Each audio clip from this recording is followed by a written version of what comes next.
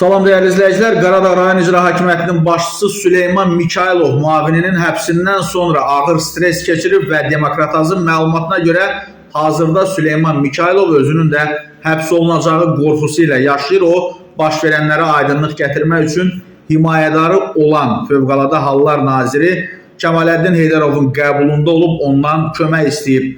Heydarov isə Süleyman Mikailov'a hazırki vəziyyətin reallığını izah edərək heç bir ümidverici vəd verməyib. Qeyd edək ki, ötən həftə Baş prokuror yanında korrupsiyaya qarşı mübarizə baş idarəsi Qaradağ rayon icra hakimiyyətində əməliyyat keçirib. Əməliyyat zamanı icra hakimiyyəti başçısının müavini Nadir Muradov, rayon təsərrüfatı şöbəsinin baş məsləhətçisi Qafar Abdullayev, əmlak məsələləri dövlət xidmətinin dövlət əmlakının idarə edilməsi və səmərəli istifadəsinə Nəzarət şöbəsinin rəis müavini Zülfüqar Mansurov barəsində məhkəmənin qərarı ilə 3 ay 28 gün müddətə həbs qəti imkan tədbiri seçilib.